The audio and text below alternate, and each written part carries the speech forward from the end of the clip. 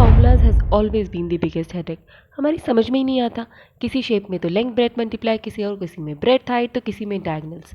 लेकिन अगर हमें ये समझ में आ जाए कि हम ऐसा क्यों कर रहे हैं तो इसे याद करना कितना आसान हो जाएगा, नहीं? So let's begin. First thing first, सबसे पहले हमें ये डिसाइड करना होता है कि हमारी यूनिट ऑफ मेजरमेंट होगी क्या। जैसे कि लेंथ के लिए हम सेंटीमीटर, मीटर या किलोमीटर चूज़ करते हैं, वैसे ही एरिया के लिए हम एक स्क्वायर लेते हैं और वो या तो सेंटीमीटर स्क्वायर हो सकता है या मीटर स्क्वायर या kilometre square, depending on the area we want to measure. अब वो स्क्वायर हमारे एरिया में कितना फिट हो जाता है वही हमारा एरिया होता है। So now let's begin with the rectangle, क्योंकि अगर वो आ गया तो बाकी सब शेप्स भी आ जाएंगी। 1 यूनिट मैंने लिया है 1 सेंटीमीटर। अगर मैंने इसे 1 सेंटीमीटर लिया है तो फिर मैं कौन सा स्क्वायर लूंगी? ऐसा वाला, जिसकी हर साइड 1 सेंटीमीटर है। Now this is my basic unit for measuring my area. अब इसका एरिया मुझे इससे निकालना है, तो क्या करना पड़ेगा? देखेंगे कि ऐसे कितने स्क्वायर्स यहां पर फिट हो सकते हैं। So let's see.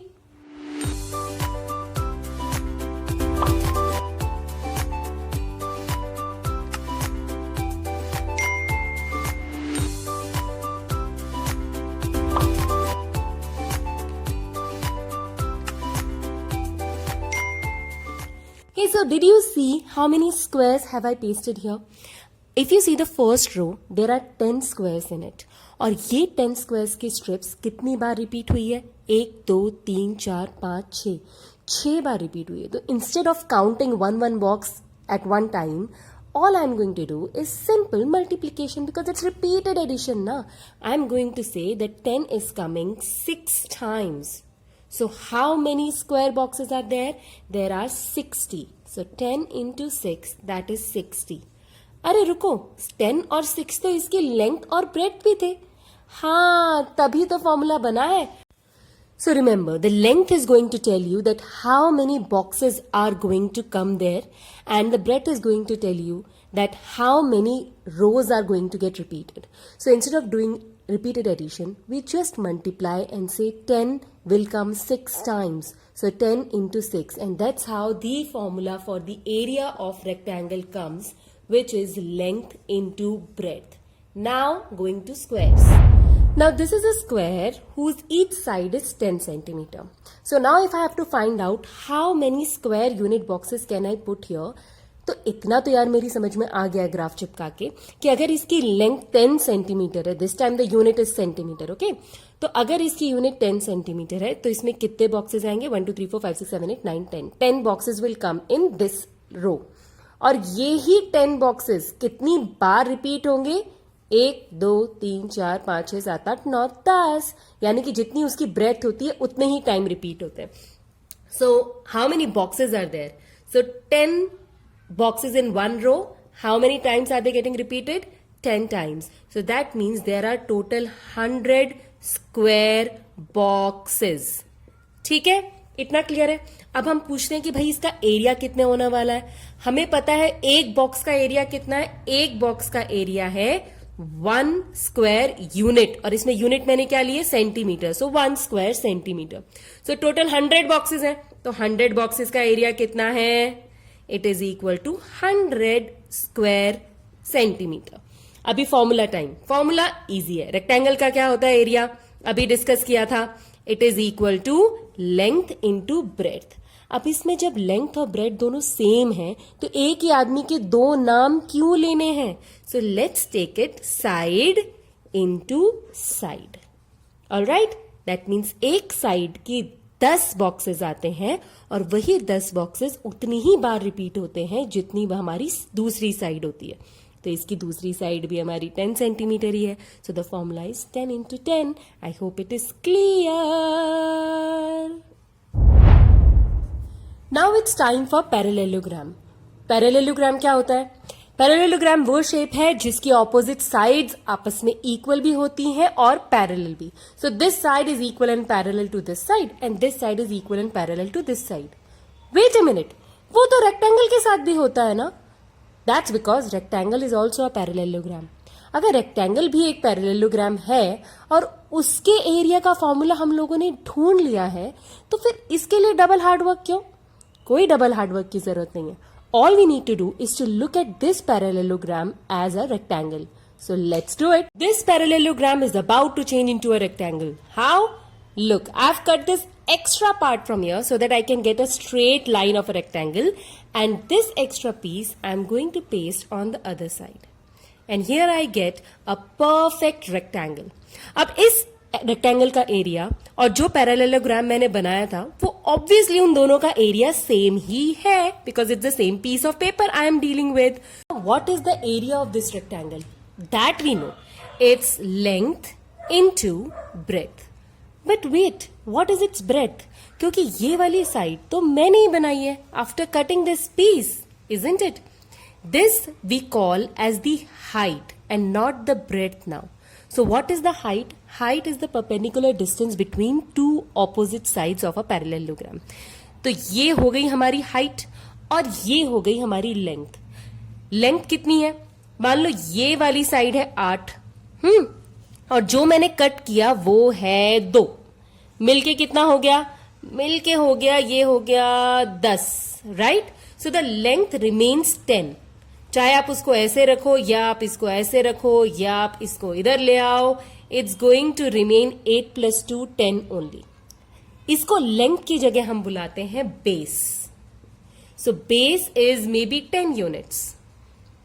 एंड यहां जो हमारी ब्रेड्थ होती थी उसको हम बुलाते हैं हाइट. पैरेललोग्राम है ना, थोड़ा डिफरेंट नाम दे देते हैं. और हाइट हमारी हो जाती है, मान लो फॉर एग्जाम्पल 5 यूनिट्स. तो मेरा एरिया क्या आएगा? एरिया आएगा base into height which is 10 into 5 which is 50 units. ठीक है भाई, समझ में आ गया? जब हम यहां पर बेस डिस्कस कर रहे हैं तो ये बात ध्यान रखनी है कि बेस कौन सा है. बेस वही है जिसके ऊपर ये परपेंडिकुलर डिस्टेंस आ रहा है. ठीक है, तो इस वक्त मेरी ये जो लंबी वाली साइड है इसके ऊपर मैंने ये परपेंडिकुलर डिस्टेंस बनाया. What if I take the base as this side? और इसके ऊपर मैं एक perpendicular distance निकालूं, क्या उससे भी मैं rectangular बना सकती हूं? Why not? Let's try. To change the base, I'm going to turn this parallelogram now. इसको base बनाने की जगह I want to make this side as the base now. So I'll have to turn is this side. If now the shorter side of the parallelogram is my base, तो इसकी corresponding height क्या होगी? इसकी corresponding height होगी ये.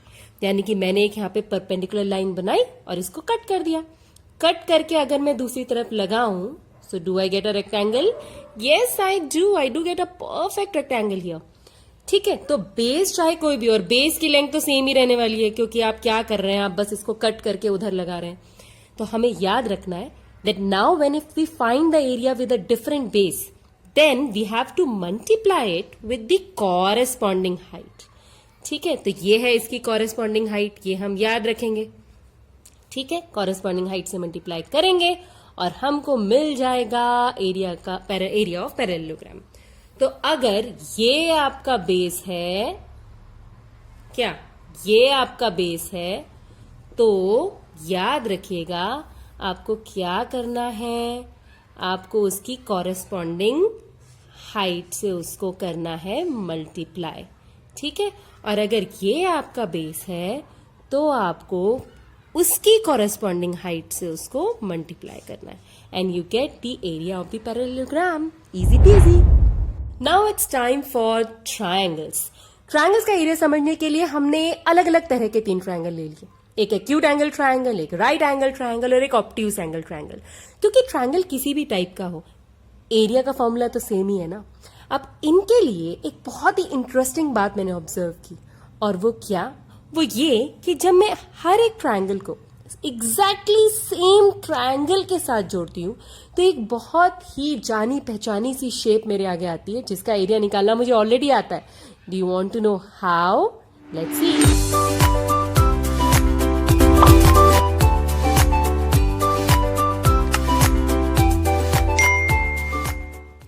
And here I get set of parallelograms. ये parallelogram का area निकालना तो मुझे आता है.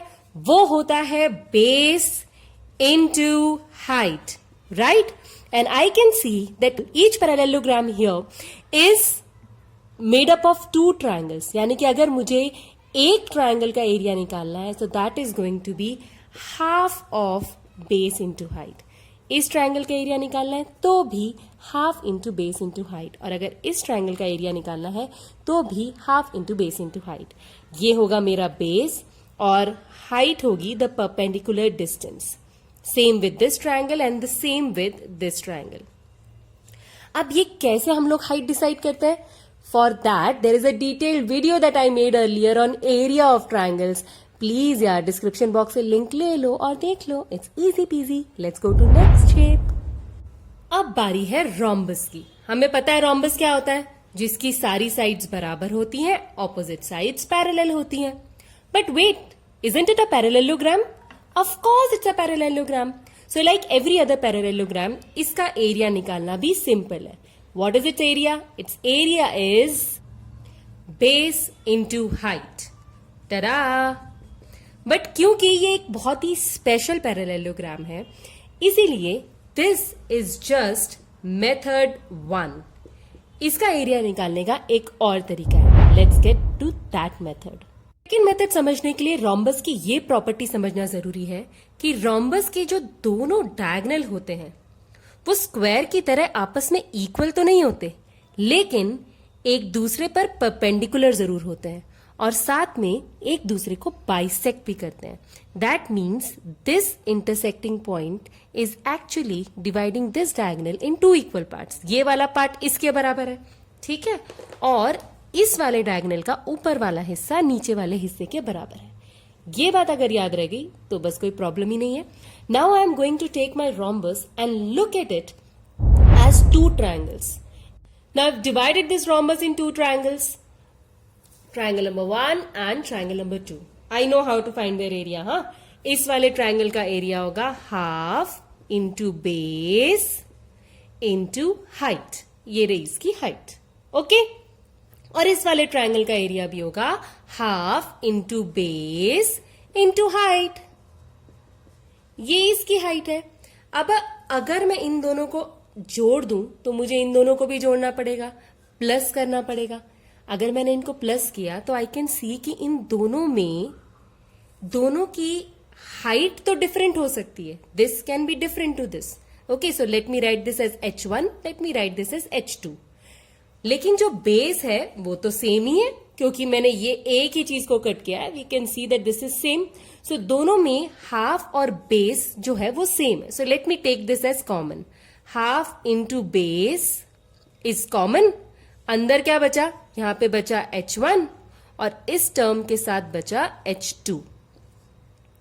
Now this base is nothing but one of the diagonals of the rhombus. Am I right? Yes, I am right. Diagonal 1 और h1 प्लस h2 क्या है? h1 plus h2 is nothing but the other diagonal. ये रहा h1, ये रहा h2, तो ये मिलके क्या बने? ये मिलके बने diagonal number 2। So if you know the length of the diagonals of a rhombus, even then you can find the area, because the area of the rhombus is equal to half into the length of the first diagonal into the length I of hope the learning second these diagonal. formulas will be a bit easier now. Like, share, subscribe if you learned something new today. Bye bye.